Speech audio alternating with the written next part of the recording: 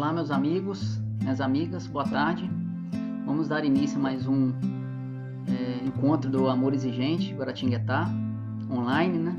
Pelo Facebook, pelo YouTube do Amor Exigente Guaratinguetá. Estou muito feliz de estar aqui com vocês todos. Muitos dos amigos online aí eu ainda não conheço, não tive a alegria de conhecer pessoalmente, mas se Deus quiser, logo estaremos todos juntos presencialmente, né? E hoje vamos tratar ainda do sétimo princípio, que é tomar atitude precipita a crise. Hoje com um enfoque, vamos tentar dar um enfoque mais eu e a sociedade, que o Marco já trouxe na primeira semana enfoque com eu, né? Trouxe até alguns conceitos sobre a crise para nós. Na segunda semana passada, o Fábio trouxe para nós mais com enfoque eu e o outro. E aí vamos tentar fazer uma pequena reflexão aí sobre eu e a sociedade dentro do princípio da tomada de atitude. Então, como sempre fazemos, no início, né, vamos iniciar perguntando para vocês, espero que vocês respondam aí mentalmente ou em voz alta, né? Como vão vocês? Nós respondemos cada vez melhor, porque realmente é esse o objetivo das nossas vidas, é esse o trabalho que o Amor Exigente nos propicia que seja feito, né? Hoje sempre melhor que ontem e amanhã sempre melhor que hoje. E que dia é hoje? É o primeiro dia da minha nova vida, porque a nossa oportunidade é o hoje, né? O passado nós já não podemos mudar. Na verdade, a gente só pode aprender com o passado. Mas então é o hoje que nós fazemos a transformação, que nós iniciamos a transformação do que precisa ser alterado em nós, né? Então, não podemos esquecer também do nosso voto de sigilo, que é uma das bases do amor exigente, né? O que nos une, o que nos dá confiança, que traz coesão ao grupo, né? Para as nossas partilhas. Então, eu vou repitam comigo aí em casa, que é o que você fala aqui, o que você ouve aqui, quem você vê aqui, aqui permanece. Então, tem que ter sempre em mente esse sigilo para que a gente possa estar tranquilo, né, para abrir nossos corações depois na partilha, que teremos aqui online também. Então, nós não podemos perder de vista o voto do sigilo. Então, falar rapidamente aqui, eu acredito que você já sabe, às vezes tem alguém pela primeira vez hoje, os pilares do amor exigente, né? São 12 princípios básicos, 12 princípios éticos, são vistos um em cada mês do ano, né? Os básicos nas 3 primeiras semanas, com enfoque no eu e o outro, eu e a sociedade, e na última semana nós vemos o princípio ético. A espiritualidade pluralista e a responsabilidade social. Sobre a espiritualidade pluralista, é que, na verdade, o amor exigente ele acolhe todas as religiões e todas as filosofias de vida, né? Quem não tem crença também é acolhido com muito carinho. E tem até uma reportagem que está na revista, no encarte agora de julho, que está disponível gratuita lá no site do Amor Exigente, de um voluntário de Campinas, Antônio Sérgio, que ele fala que ele conviveu lá com o padre Haroldo, e que quando eles voltavam lá no final das reuniões lá, era sempre esperada a missa do padre Haroldo, e eles esperando o sermão católico, o padre Haroldo perguntava se alguém que estava presente ali tinha outra religião, outra filosofia, né, e os convidava a colocar sua ótica sobre a espiritualidade.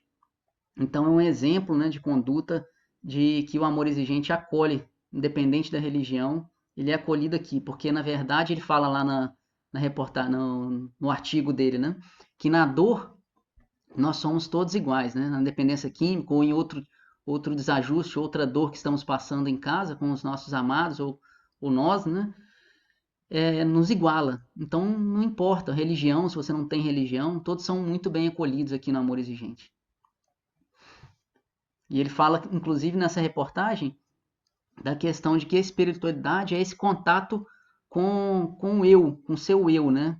Essa nossa reforma íntima direcionada ao poder superior, né? Ao Criador. É a nossa vivência com valores éticos, valores morais, direcionando ao Criador, né?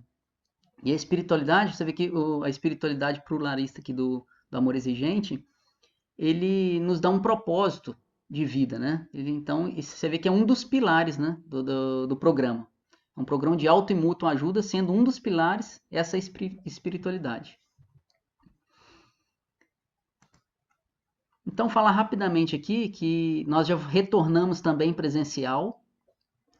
Já essa é a terceira semana que teremos presencial às 16 horas lá na Rua Álvares Cabral, em frente ao grupo da Fraternidade Irmão Altino, perto do Hotel Ibis ali, obedecendo aos decretos da prefeitura, né? Então, é limitado a 20 pessoas.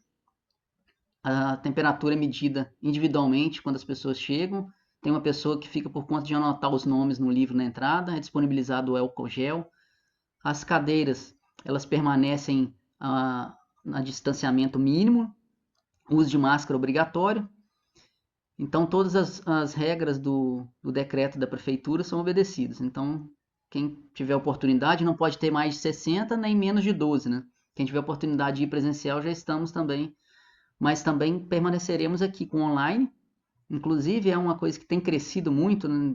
Até o Amor Exigente da Federação Nacional também tem lá com o Instagram, como também a gente tem as mídias aí, Instagram, Facebook, YouTube. Também a federação tem, né? Inclusive, eles têm encontros semanais também, que estão sendo feitas partilhas, estão sendo feitas salas, né? Disponibilizado o endereço lá no Instagram da federação. Vale a pena dar uma olhada. Então, quem quiser, pode mandar um direct aí no YouTube, que estiver participando a primeira vez, no Facebook, né? Nós adicionaremos ao WhatsApp e mandaremos o convite aí logo após a nossa reflexão do princípio hoje. Então, trouxe para nós aqui uma espiritualidade, uma mensagem que o nome dela é Resposta Celeste, porque eu achei que tem muito a ver com a questão da nossa confiança no poder superior e também com a nossa, que também depende de nós, a atitude de sair das dificuldades, né? Confiando no poder superior, confiando no Criador, mas também buscando a nossa força interna para prosseguir diante dos desafios. Então, peço paciência, só 4 minutos na história, que eu pus com um áudio aí para gente fazer essa reflexão da espiritualidade de hoje.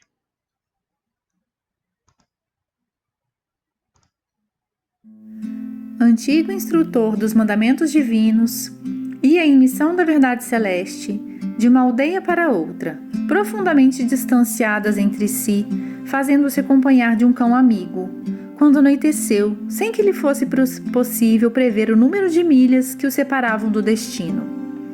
Reparando que a solidão em plena natureza era medonha, orou, implorando a proteção do Eterno Pai, e seguiu. Noite fechada e sem luar, percebeu a existência de larga e confortadora cova, à margem da trilha em que avançava, e acariciando o animal que o seguia vigilante, dispôs-se a deitar-se e dormir. Começou a instalar-se pacientemente, mas espessa nuvem de moscas vorazes o atacou de chofre, obrigando-o a retornar o caminho. O ancião continuou a jornada, quando se lhe deparou o volumoso riacho, num trecho em que a estrada se bifurcava.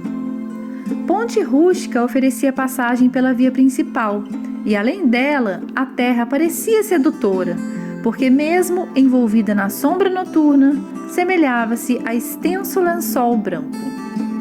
O santo pregador pretendia ganhar a outra margem, arrastando o companheiro obediente, quando a ponte se desligou das bases, estalando e abatendo-se por inteiro. Sem recursos agora para a travessia, o velhinho seguiu por outro rumo. E encontrando robusta árvore ramalhosa e acolhedora, pensou em abrigar-se convenientemente, porque o firmamento anunciava a tempestade pelos trovões longínquos. O vegetal respeitável oferecia asilo fascinante e seguro no próprio tronco aberto. Dispunha-se ao refúgio, mas a ventania começou a soprar tão forte que o tronco vigoroso caiu, partido sem remissão. Exposto então à chuva, o peregrino movimentou-se para diante. Depois de aproximadamente 2 milhas, encontrou um casebre rural, mostrando doce luz por dentro, e suspirou aliviado. Bateu à porta. O homem ríspido que veio atender foi claro na negativa, alegando que o sítio não recebia visitas à noite e que não lhe era permitido acolher pessoas estranhas. Por mais que chorasse e rogasse, o pregador foi constrangido a seguir além. Acomodou-se como pôde, debaixo do temporal, nas cercanias da casinhola campestre. No entanto, a breve espaço notou que o cão, aterrado pelos relâmpagos sucessivos, fugia ao uivar, perdendo-se nas trevas. O velho, agora sozinho, chorou angustiado, acreditando-se esquecido por Deus, e passou a noite ao relento. Alta madrugada, ouviu gritos e palavrões indistintos, sem poder precisar de onde partiam. Intrigado, esperou o alvorecer, e quando o sol ressurgiu resplandecente, ausentou-se do esconderijo, vindo a saber por intermédio de camponeses aflitos que uma quadrilha de ladrões pilhara a choupana, onde lhe fora negado o asilo, assassinando os moradores. Repentina luz espiritual aflorou-lhe na mente. Compreendeu que a bondade divina o livrara dos malfeitores e que, afastando dele o cão que uivava, lhe garantiria a tranquilidade do pouso. Informando-se que não seguia em trilho oposto à localidade do destino, empreendeu a marcha de regresso para retificar a viagem. E junto à ponte rompida, foi esclarecido por um lavrador de que a terra branca do outro lado não passava de pântano traiçoeiro, em que muitos viajores imprevidentes haviam sucumbido. O velho agradeceu o salvamento que o pai lhe enviara, e quando alcançou a árvore tombada, um rapazinho observou-lhe que o tronco, dantes acolhedor, era conhecido covil de lobos. Muito grato ao Senhor que tão milagrosamente o ajudara, procurou a cova, onde tentara repouso, e nela encontrou um ninho de perigosas serpentes. Endereçando infinito reconhecimento ao céu pelas expressões de variado socorro que não soubera entender de pronto, prosseguiu adiante, são e salvo para o desempenho de sua tarefa. O Pai ouve sempre as nossas rogativas, mas é preciso discernimento para compreender as respostas dele e aproveitá-las.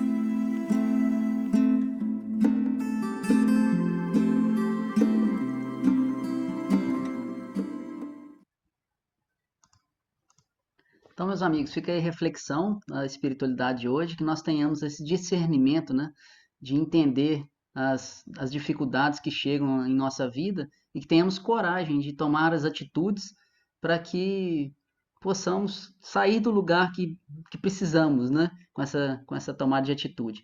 E é isso que nós vamos trocar uma ideia aqui. Eu vou retomar alguns pontos rapidamente, que foi falado já pelo Marco, e que trouxe alguns conceitos de crise também, que vai ser o próximo princípio, que é essa tomada de atitude, ela traz uma reação, né? Tudo que muda de repente, ela pode trazer uma reação do outro, né? Às vezes nossa mesmo. Então, que do primeiro ao sexto princípio, segundo a programação do amor exigente, dos princípios básicos, que nós tratamos desde lá do princípio identificador, que é o das raízes culturais, que trata da nossa identificação, do que somos, né? Passando pelo princípio da culpa, lá o quinto princípio, e o sexto princípio, comportamento, também dos nossos limites, quarto princípio lá, né, que os recursos são limitados, que os pais também são gente. Todos esses sextos, do 1 ao sexto, são princípios que nos trouxeram reflexões íntimas para a nossa transformação, né? Que nos propiciaram um autoconhecimento, reflexões sobre as nossas posturas diárias na vida e que trouxeram esse autodescobrimento, né? Essa autoanálise nossa. E a partir do sétimo agora, segundo o programa, é um princípio de ação, né?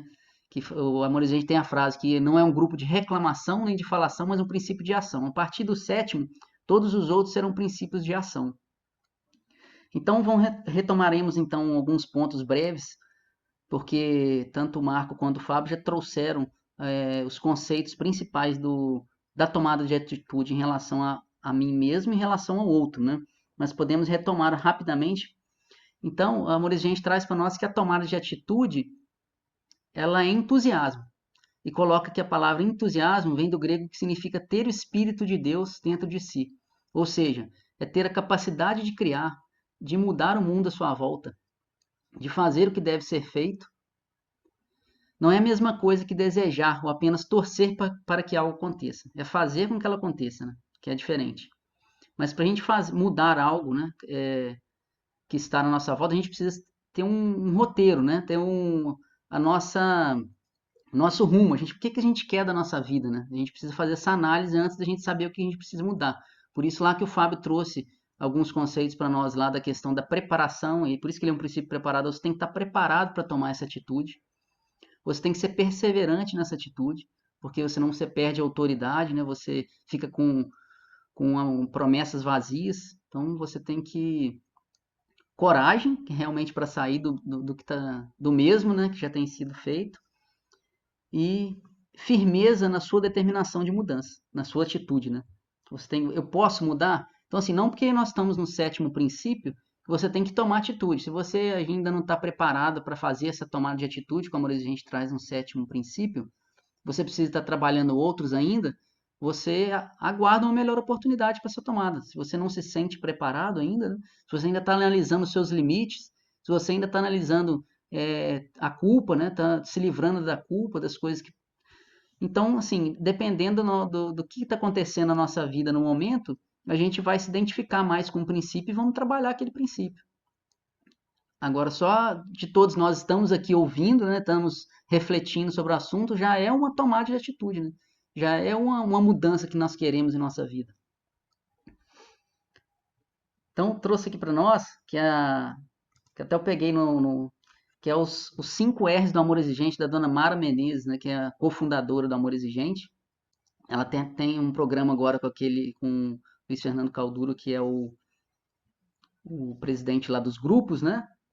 De Amor Exigente, eles fazem, se não me engano, é segundas-feiras que eles fazem as salas de família pelo Zoom lá. Tem o link lá no Instagram deles.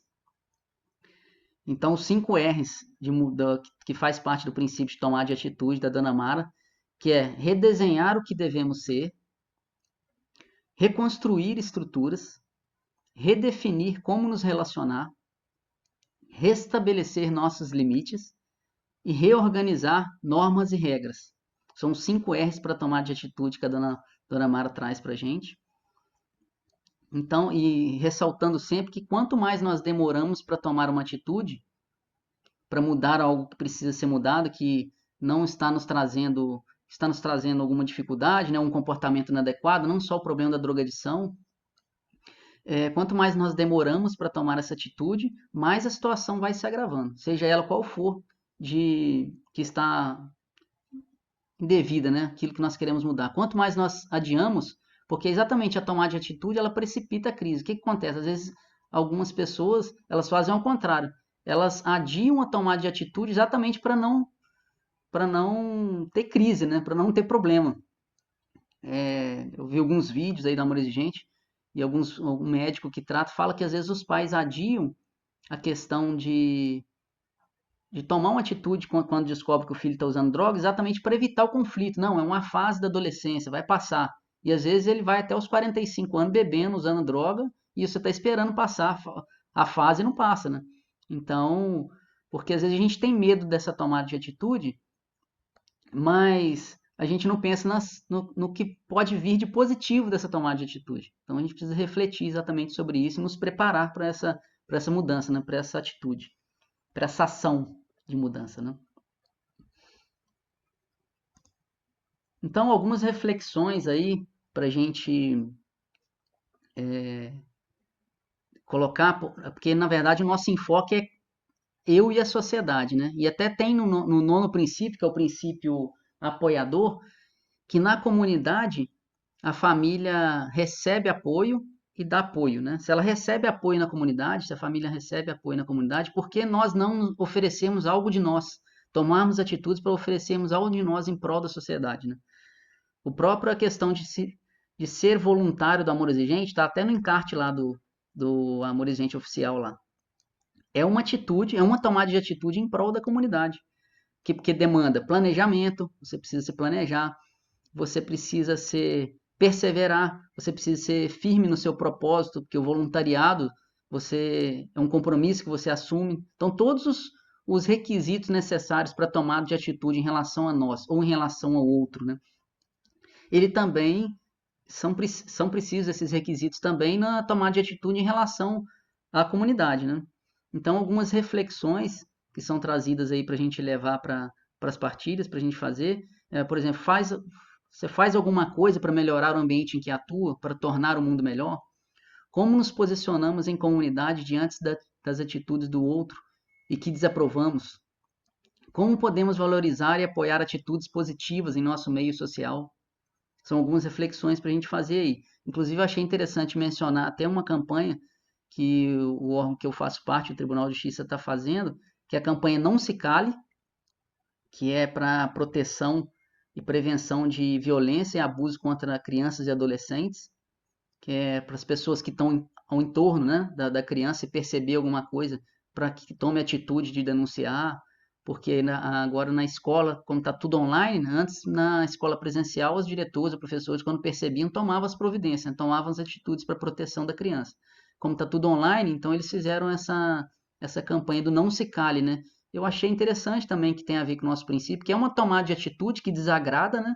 Desagrada, às vezes, a família que não quer falar, mas é uma coisa que nós, que se estivermos perto, tivermos a oportunidade, nós temos esse compromisso de tomar de atitude, né, para a proteção dessa criança, desse adolescente. E também uma campanha que está sendo muito divulgada, que é a campanha do sinal vermelho lá, da violência contra a mulher, né? A violência doméstica que está tão grande no nosso país, inclusive teve aumento com a pandemia, né? Com os home offices, com as famílias estarem mais em casa, teve aumento na questão da violência doméstica. Então, nosso papel de cidadãos, aquele velho ditado, né? Em briga de marido e mulher não se mete a colher. Eu achei interessante com o nosso princípio também da tomada de atitude em relação à comunidade, porque nós temos o dever de cidadão de meter a colher, sim. Isso, nós estamos numa época que isso não era para existir mais, então tem índices tão alarmantes no país da violência doméstica. Então, devemos denunciar, nós temos conhecimento de alguma violência doméstica, né, contra a mulher, nós denunciamos, nós nos calamos, nós não falamos nada porque falamos que nós não temos nada a ver com essa história, né? Então essa é uma tomada de atitude perante a comunidade que eu achei interessante fazer a ligação com esse princípio. E importante também ressaltar dentro dessa tomada de atitude que nós devemos, de uma maneira geral, não necessariamente só com relação à comunidade, é que nós devemos ter paciência para colher os frutos das nossas novas atitudes, nas nossas reconstruções de novos roteiros da vida, né? Porque às vezes uma situação que ficou difícil em nossa vida, né, com um ente amado, ela levou anos para ser consolidada. Então não é de uma hora para outra, a gente muda de atitude de um dia para o outro que a gente vai ter o resultado que almejado, né? Então nós precisamos ter confiança e precisamos também ter paciência para aguardar esses resultados. A partir do momento que nós traçamos o roteiro e adotamos os princípios, né? Porque o amor exigente funciona, mas nós temos que conhecer e vivenciar os princípios da nossa vida, né? Se nós não vivenciamos, só conhecemos, então dificilmente ele dá resultados. Outra coisa importante também ressaltar é que o amor exigente, na verdade, é para a gente, é para nós que frequentamos o amor exigente. Não é para o outro que está em casa, não é para quem não vai. Então, assim, é difícil a gente já sabe lá pelo princípio do comportamento, do sexto princípio lá, que a gente não muda o outro. A gente muda o nosso comportamento, é a partir da nossa mudança que a gente vai ver a mudança no comportamento de quem está à nossa volta. Então, foram breves considerações sobre esse princípio com enfoque na comunidade. Agora nós vamos fazer a nossa oração da serenidade e logo em seguida nós vamos liberar o link aí para entrar na sala da família, do acolhimento, se tiver gente nova, sejam bem-vindos, e da sobriedade também, se tiver. Então façamos juntos a oração da serenidade. Eu seguro minha mão na sua, uno meu coração ao seu, para que juntos possamos fazer aquilo que sozinho não consigo. Concedei-me, Senhor, a serenidade necessária para aceitar as coisas que não posso modificar, coragem para modificar aquelas que posso e sabedoria para distinguir uma das outras. força, fé e alegria. Então, muito obrigado pela atenção de todos. Ótima partilha, ótima semana para vocês. Semana que vem estaremos aqui com o princípio ético do mês 7. Então, fiquem com Deus e até o próximo encontro.